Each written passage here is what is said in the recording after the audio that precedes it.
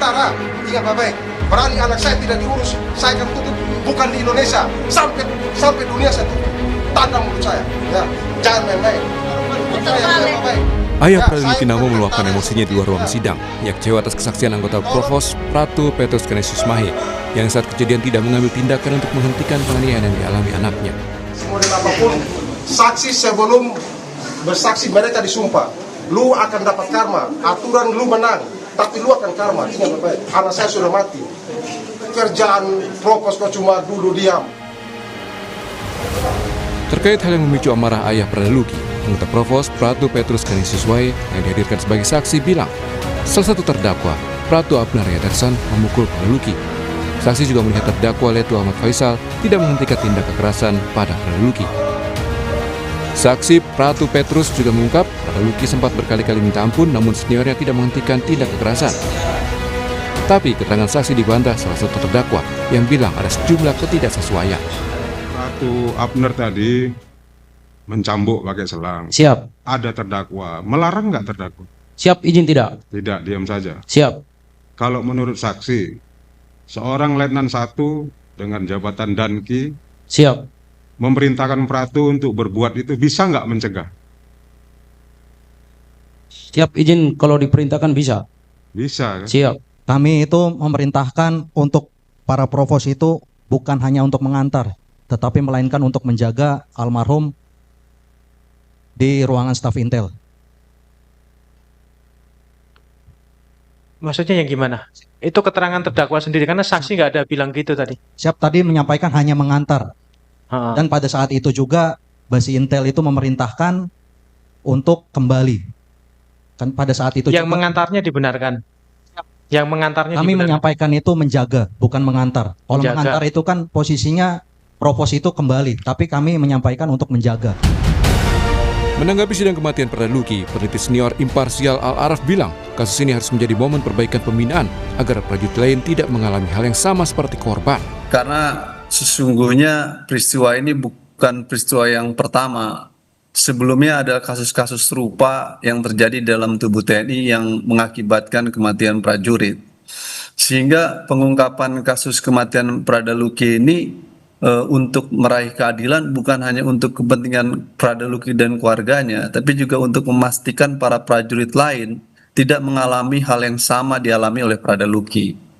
Karena itu, upaya memastikan keadilan dengan hukuman yang maksimal itu sesuatu yang harus dilakukan agar ada efek jera terhadap para prajurit yang jika ingin melakukan tindakan seperti ini lagi tidak mengulangi. Imparsial juga mendorong bagaimana penerapan hukuman pada pelaku bisa membuat efek jera. Tim Liputan Kompas TV.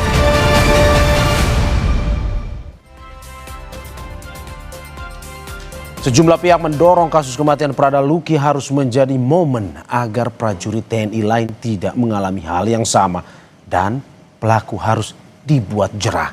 Bagaimana bentuk pembenahan pembinaan terhadap prajurit? Kita ulas bersama Ketua Umum Yayasan Lembaga Bantuan Hukum Indonesia, Muhammad Isnur. Selamat pagi waktu Indonesia, Mas Isnur. Selamat pagi, Mas Mario. Lagi di Brasil, Selamat Mas. pagi. Terima kasih.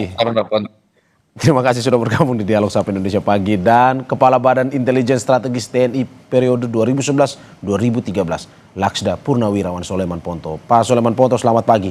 Ya, selamat pagi. Terima kasih Pak Ponto sudah bergabung juga di Dialog Sapa Indonesia Pagi pada hari ini. Saya duluan ke Mas Isnur. Mas Isnur, bagaimana Anda melihat dakwaan 9 tahun jauh berbeda dari keinginan keluarga yang dianggap memenuhi keadilan yang dimaui oleh keluarga bahwa seharusnya seumur hidup sebenarnya? Iya, tentu bagi korban dan keluarga mengharapkan yang maksimal tuntutannya. Karena disitulah rasa keadilan itu muncul dan akan memperlihatkan di mana keseriusan pengadilan dan semua sistemnya ya, termasuk auditor dan kejaksa itu melakukan penuntutan gitu. Jadi saya melihat memang di sini nampak menjadi keanehan ya, kenapa hukuman tidak maksimal gitu. Ini kan menjadi sinyal, menjadi simbol kenapa nanti ketika ada peristiwa yang lain bisa jadi hukumannya lebih ringan. Dan bukan hanya kali ini saja ancaman atau hukuman itu ringan. Ada di perkara lain yang misalnya di kasus yang di Medan juga sama. yang korbannya sipil juga dituntut secara ringan ya. Jadi ini simbol yang tidak baik dari ruang pengadilan, tidak memberikan yang maksimal dalam menuntut orang. Oke, menurut Anda ini juga tidak memberikan efek jera untuk menghentikan kejadian serupa terulang dengan dakwaan yang hanya 9 tahun ini? Iya, sebagai sebuah ruang sidang pengadilan ini sinyal yang kurang baik ya. Tapi juga untuk perbaikan pembinaan harusnya bukan hanya hukumannya maksimal, tapi juga perbaikan semua hal. Jadi kita mengharapkan tentara TNI yang tidak lagi ada seperti ini di internal tubuhnya ya. Bagaimana mulai dari pelatihan, pendidikan, pembinaan ini dievaluasi secara maksimal. Jadi nggak cukup hanya dengan persidangannya saja. Tapi juga harus ada evaluasi secara maksimal oleh Panglima TNI dan Kepala Staf Angkatan Darat ya dan seluruh jajarannya untuk perbaiki seluruh instrumen pendidikan dan pembinaan. Oke, hukuman maksimal seperti apa yang menurut Anda bisa memberikan keadilan bagi keluarga juga diterapkan atau ya memitigasi adanya kejadian serupa bisa terulang ini, Mas? Ya, kita bisa melihat pasalnya. Kalau pasalnya misalnya berapa maksimal seumur hidup, maka harusnya maksimal di sana penggunaannya. Agar apa? Agar nanti hakim juga memberikan hukuman yang maksimal kepada para pelaku ini gitu. Apalagi misalnya gini, di tengah kampanye yang gencar ya dari Panglima TNI atau pihak-pihak di atas yang mengkampanyekan tentang prinsip hak asasi manusia, ini malah ada anggota yang melanggar gitu. Jadi ini justru bertentangan dengan prinsip atau semangat yang dibawa oleh pimpinan-pimpinan di TNI itu sendiri. Gitu. Oke, saya ke Pak Ponto. Pak Ponto, berbeda dengan proses hukumnya, kita berbicara terkait dengan banyak kritik terkait ini pembinaannya seperti apa di tubuh TNI. Kenapa pada akhirnya bisa menyebabkan ada dugaan penganiayaan menyebabkan kematian Prada Luki ini? Sebentar, saya itu tidak sependapat dengan kata penganiayaan. Jangan pakai penganiayaan. Itu pembinaan. Dan Anda masih menegaskan ini adalah sebuah pembinaan? Ini adalah pembinaan. Walaupun sudah ada jatuh korban, Pak Ponto? Ya, sebentar. Kita jangan lihat sekarang. Tentara ini lahir dari zaman Belanda. Pasal 131 ayat 3 KUHPM itu mengatur tindakan kekerasan oleh atasan terhadap bawahan yang mengakibatkan bawahan mati 9 tahun. Itu seperti yang dituntut sekarang. Jadi maksimum tindakan atasan terhadap bawahan yang mengakibatkan mati itu 9 tahun. Itu KUHPM. Jadi jangan disamakan dengan kehidupan sipil. Tentara ini bukan satpam. Ingat. Bukan hansip, ingat. Tentara berhadapan dengan tindakan yang sama seperti pembinaan itu. Lah, kalau baru dibina seperti itu, dia sudah teriak-teriak minta ampun. Lah, kalau kamu gini aja udah minta ampun. Lah, kalau ditekan musuh, ditanya, di mana posisi kawan-kawan kamu? Di situ, Pak. Pak Ponto, Anda mau bilang bahwa kasus kematian Prada Luki ini berbeda dengan kematian masyarakat sipil? Maksud Anda seperti itu? Ya beda. Sangat berbeda. Oke, Mas Isnur, Anda ingin menanggapi bahwa apa yang dikatakan oleh Pak Ponto ini berbeda loh. Ini TNI, bukan masyarakat sipil. Iya, pertanyaannya apakah tindakan seperti yang dialami oleh Prada Luki adalah pembinaan? Itu kan bukan seperti itu. Itu seperti kalau konteksnya ya, kalau dalam keseharian pendidikan, itu bagian dari bullying yang bukan dari tugas-tugas. Jadi dilakukan di luar tugas keseharian dari atasan dan bawahan gitu. Senior ke bawah ini bukan seperti itu. Ini institusi di mana tindakannya tindakan personal. Dan kepada korbannya di ruang-ruang yang menurut saya bukan bagian pembinaan. Kalau ini pembinaan, itu tindakan melebihi batas sampai ada peristiwa dia dikasih alat kelaminnya dikasih ini, dikasih itu, dikasih tindakan-tindakan yang senonoh. Itu bukan pembinaan. Bagi saya berbahaya kalau ketika menyebut itu pembinaan ya. Oke, Anda mau bilang bahwa ini pembinaan. Mas Isnur, Anda mau bilang bahwa ini bukan pembinaan tetapi sudah masuk ke bullying ya? Dia bullying yang terjadi dan kemudian terjadi secara keji ya, kejam di ruang-ruang tertutup seperti itu gitu ya. Kalau pembinaan dimaksud struktur yang dia resmi, itu berbahaya ditafsir seperti itu. Oke. Pak Ponto, ini bukan pembinaan sebenarnya kalau sampai menyebabkan kematian. Ya itulah kalau orang tidak pernah masuk tentara ya nggak akan pernah tahu. Saya kan 30 tahun di tentara, tahu bagaimana anak buah. Saya pernah tahu begitu masuk seperti apa kita dilakukan juga sama. Itulah sebabnya Ketika masuk tentara itu yang pertama, fisik harus benar, mental harus benar. Setelah jadi tentara juga perbuatan harus benar. Kalau tidak benar, ya begini nih, pertama yang dilakukan adalah pembinaan. Nah, pembinaan itu biasanya dilakukan oleh banyak orang, bukan hanya satu. Itu, jadi memang kalau dilihat dari kacamata orang sipil, ya pembulian kayak Pak Mas Isnur, itu wajar kalau orang melihat. Tapi hal ini sudah terjadi, bukan sudah terjadi, itu sudah dari dulu. Makanya pasal 131 itu kan melindungi atasan. Atasan yang berbuat sampai membuat orang anak buahnya mati, itu 9 tahun. Itu sudah ada aturannya. Jadi dari dulu sudah tahu pembinaan itu dapat mengakibatkan orang mati. Tetapi yang perlu dicatat, tidak ada atasan merancang pembunuhan untuk membuat anak buah mati. Itu. Berarti ini, jadi kalau merancang itu tidak ada. Tapi kalau membuat, mengakibatkan orang mati, iya. Itu. Berarti masih Anda tetap dengan pendapat Anda bahwa ini masih masuk dalam pembinaan dan dibenarkan walaupun ada korban, begitu ya? Oh iya, ya tentara ya begitu. Lebih baik kita korban satu daripada korban satu batalion hanya gara-gara satu orang. Ingat itu prinsip-prinsip tentara. Ya. Memang tentara begitu. Itu. Oke. Kita lebih baik mengorbankan satu orang daripada satu batalion hancur hanya gara-gara satu orang. Itu prinsip tentara. Oke, Mas Isnur, bagaimana Anda melihat ini? Apakah memang sebenarnya ini tidak mencederai hak asasi manusia sebenarnya, walaupun tergabung dalam TNI atau pasukan? Ya, kita melihat justru semangat melanggar hukum itu yang sangat tinggi dilakukan oleh para senior-senior ini gitu. Dan tindakan yang sangat kemudian bertentangan dengan hukum tentara itu sendiri. Kalau Pak Ponto bilang itu adalah melawan kebenaran, ini adalah tindakan yang melawan kebenaran. Bagaimana mungkin tindakan penyiksaan ya secara keji brutal dilakukan itu dianggap pembinaan? Ini bukan latihan yang resmi, ini bukan kemudian standar pelatihannya TNI. Standar pelatihannya sudah banyak pelatihan juga gitu. Ini bukan dalam rangka pembinaan seperti yang diarahkan menuju Sabta Marga atau Sumpah Prajurit, bukan. Ini bagian dari ketidaksukaan, kebencian yang berlebihan gitu. Dan bagi saya itu tidak dibolehkan dalam apa namanya prinsip di tentara manapun gitu. Kalau emang dulu itu adalah sebuah kesalahan, maka jangan diteruskan, jangan diulangi gitu. Kalau ini dianggap sebagai pembinaan, ini berbahaya sekali. Berapa banyak nyawa atau jiwa aparat ya, jiwa anggota yang bisa jadi gara-gara tidak disukai, dibully dan melakukan apa namanya disiksa habis-habisan, meninggal di mana-mana gitu. Bukan karena dalam pelaksanaan tugas. Ini bisa menjadi sebuah pengalaman yang negatif ke depan menurut Anda ya, kalau misalkan ini bisa dimaklumkan atau dilumrahkan ya sebagai perintah atasan walaupun ada yang meninggal. Iya, dan betul. Dan kemudian juga tradisi ini tradisi yang kemudian terjadi menyebar secara apa namanya kejadian banyak korbannya yang lain juga. Dalam hal misalnya kejadian Fahlevi dan lain-lain di kejadian di Serdang dan anak SMP. Jadi merembet keluar juga. Karena bersifat misalnya cenderung kekerasan, itu yang kita bilang menjadi berbahaya.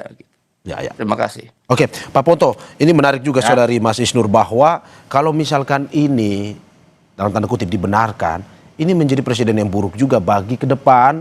Ada hal-hal yang bisa diambil alasan bahwa ini perintah atasan walaupun jatuh korban meninggal juga sebenarnya, Pak. Nah makanya kan saya bilang tadi aturan di kita itu KUHPM itu lahir tahun berapa itu, dan itu kan dunia itu KUHPM itu. Itu ada perlindungan terhadap atasan yang dalam perbuatannya mengakibatkan anak buah mati. Kan itu ada. Ya kalau tentara kita tidak keras Pak, wah saya sebagai atasan harus yakin anak buah saya itu kalau ditekan tidak mengaku. Nah setiap atasan punya standar bagaimana dia mengaku. Tapi ingat dia tidak akan sampai membunuh, itu aja. Oke, tapi menurut Anda, kalau Anda, itu dilihat dari begini Pak, jadi jangan kita melihat dari kacamata lain. Ini kacamata tentara. Hidup saya tergantung juga anak buah saya. Anak buah itu tergantung kita. Kita itu saling menyatu. Itu saling menyatu. Tidak ada seorang atasan itu merancang pembunuhan, itu tidak ada. Dan pembinaan itu tidak selalu untuk latihan. Itu mental. Mental itu tidak ada aturannya yang tepat seperti apa. Itu masing-masing atasan punya pengalaman, punya sendiri.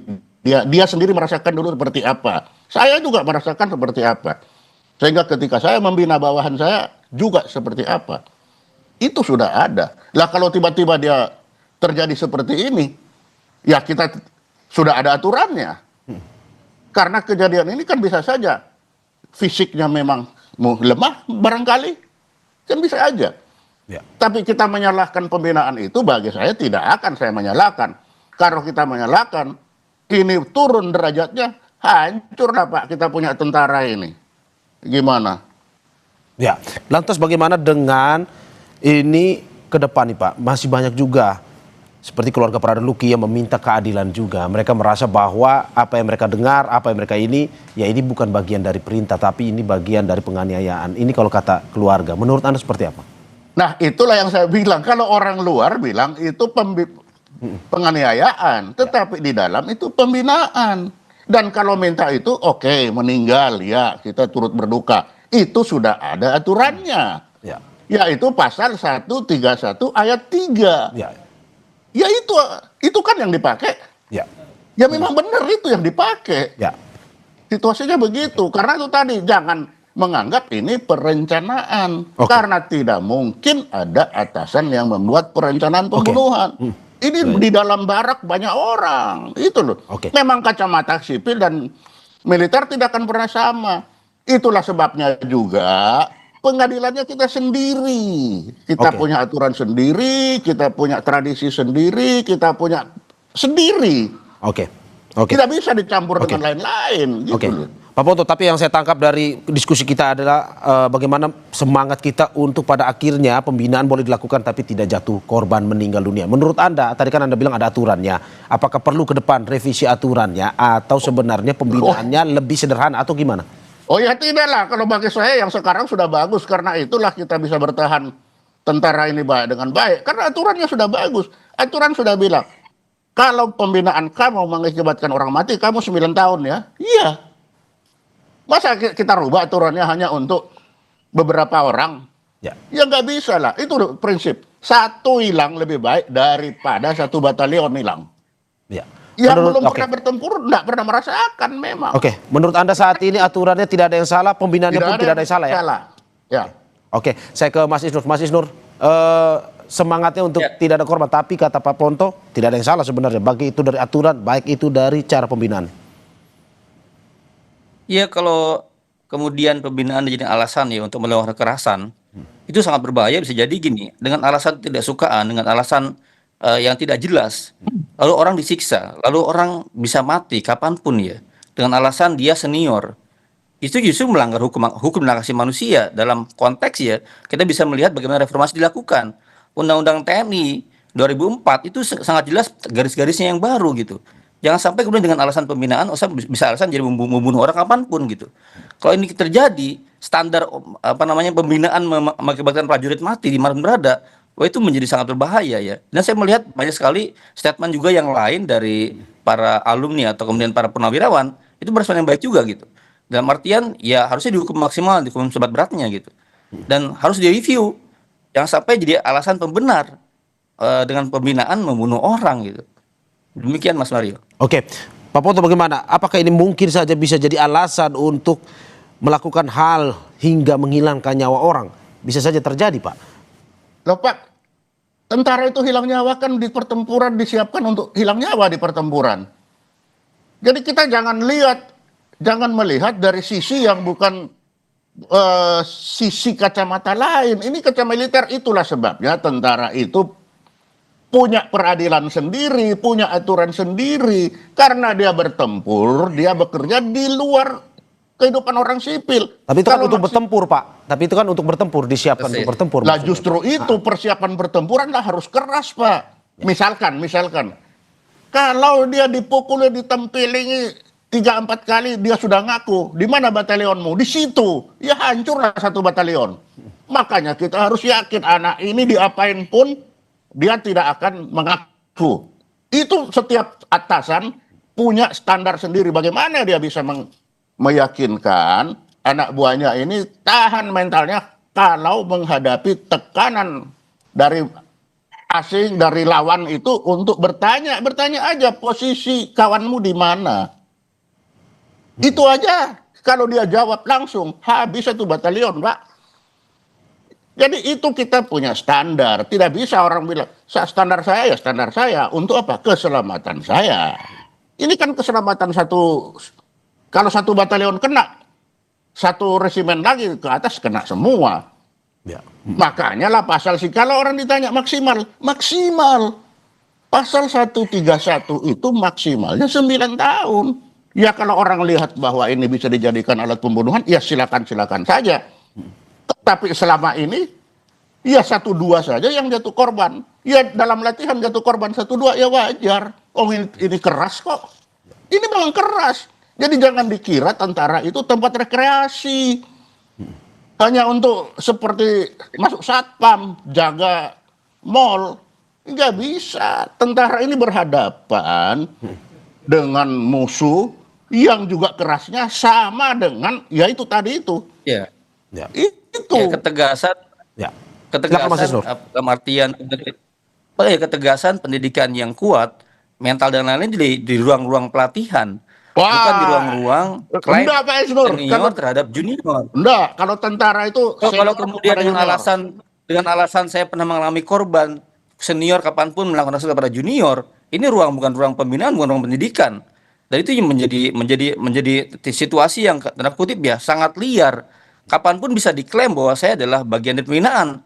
Senior bisa kapanpun melakukan kekerasan ke junior di ruang-ruang tertutup, di barak, di lain-lain gitu. Ya, di sekolah itulah tentara. Gitu. Malah tidak mencapai tujuan dari niat awal untuk pendidikan. Di ruang-ruang pelatihan, di ruang pendidikan itu wajar mungkin bisa jadi tegas gitu ya. Tapi ini di ruang-ruang tertutup, di ruang-ruang kamar gitu, di ruang-ruang kantor. Ya, itu kan bukan mencapai tujuan awalnya. Itu Oke, Pak Ponto silakan. Tadi, mohon maaf, itu kalau ditinjau dari masyarakat sipil. Tapi kalau ditinjau dari masyarakat militer, ya itulah jalannya. Pembinaan kita tidak hanya di ruang kelas, sampai ruang tidur pun itu pembinaan. Kamu masuk ruangan itu jam sekian, kalau naik ke tempat tidur kaki duluan di atas ya, jangan kepala dulu. Itu bagian pembinaan bagi kita. Dan itu sudah kita laksanakan untuk mencapai standar yang kita tahu sendiri. Karena pembinaan itu tidak hanya di ruang kelas. Pak Ponto, tapi kan sebenarnya ayah dari Prada Luki ini kan juga seorang TNI. Tapi apa yang Pak Ponto sampaikan dijawab oleh ayahnya ini dengan menginginkan hukuman seberat-beratnya. Dia tidak melihat ini sebagai sebuah pembinaan, tapi penganiayaan untuk anaknya. Menurut Anda seperti apa? Ya itulah yang saya bilang tadi, Pak. Ini kan dilakukan di ruang, di dalam, bukan di tengah hutan sana, Pak. Ya. Kalau itu di tengah hutan, bolehlah itu penganiayaan. Ini ada di barak, ada di ruangan, ada atasannya, ada kawannya. Tidak tertutup. Ya. Itu semua ada, dan itu kita kalau pembinaannya seperti itu. Kalau penganiayaan sana, di hutan, sana nggak ada orang lihat. Ini kan ada atasannya, ada bawahannya, ada semuanya. Ya itu. Lah kalau memang dia tidak mengambil tindakan mengakibatkan orang mati, ya sudah pasal 131 itu maksimalnya. Gitu loh. Berarti jadi Anda mau bilang bahwa harusnya ayah Luki yang seorang TNI harus mengerti sebenarnya. Ya mengerti lah. Ya. Bahwa itulah.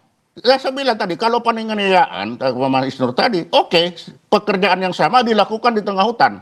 Itu sengaja dikumpul untuk dihabisin di sana. Tapi ini ada di dalam ruangan, ada di barak, ada orangnya semua lengkap struktur itu. Ada dan kinya malah ada di situ. Itu kan. Jadi kalau memang itu kelalaian dia, ya sudah dihukum. Apa? Ya 131 ayat 3. Itu maksimal. Gitu. Oke, saya ke Mas Isnur. Mas Isnur, bagaimana Anda melihat bahwa ya apa yang dilakukan ini masih dalam sebuah pendidikan, ranah TNI, bukan sesuatu yang disengaja seperti yang Pak Ponto bilang, kecuali dibawa ke hutan terus dilakukan pembantaian. Tapi ini masih dalam bentuk pembinaan. Anda masih melihat itu sebagai sebuah yang masih dilumrahkan? Ya, kalau saya melihat ya banyak pola pendidikan dan standar baru yang di TNI itu yang diperbaiki sebenarnya. Ya. Masa lalu mungkin zaman seperti Pak Ponto tadi ceritanya. Tapi sekarang sudah banyak pedoman pendidikan yang diadopsi dan itu tanda kutip melindungi anggota dari modus-modus penyiksaan yang berbalut pembinaan gitu. Jadi saya sih melihat semangat Pak Ponto semangat yang mungkin ya dulu masih terjadi gitu. Tapi kan banyak upaya reformasi dilakukan di dalam ya. Nah kalau sekarang ini masih terjadi, berarti saya melihat ada perbedaan antara standar pedoman kemudian dengan apa yang terjadi di lapangan ya. Dan statement dari baik itu anggota DPR ya, para purnawirawan atau kemudian para pimpinan yang ada itu tidak mencerminkan hal yang seperti disampaikan Pak Ponto tadi gitu. Justru semangat reformasi, semangat mengurangi brutalitas seperti ini gitu. Dan kalau kita mendengarkan ya fakta-fakta persidangannya itu di luar nalar gitu. Pembinaan yang sangat keji seperti itu gitu. Dipertontonkan di teman-teman seniornya gitu. Seperti itu. Dan itu praktik yang kemudian menular yang terjadi banyak terus-menerus karena replikasi ya. Senior ke junior gitu. Sehingga banyak korban di kalangan junior ini gitu. Nah ini berbahaya kalau diteruskan ya. Jadi circle yang terus-menerus dengan alasan pernah mengalami akhirnya melakukan serupa gitu. Bukan dalam konteks dia pembinaan pendidikan resmi standar di pendidikan.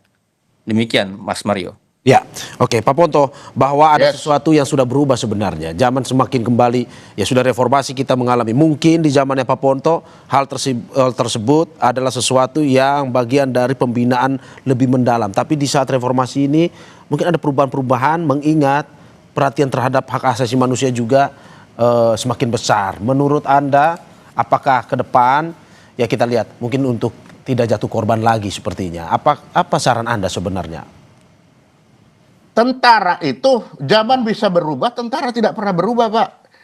Prinsip tentara kill or to be killed itu tidak pernah berubah. Jadi kita harus mempersiapkan diri supaya kita tidak kill or to be killed.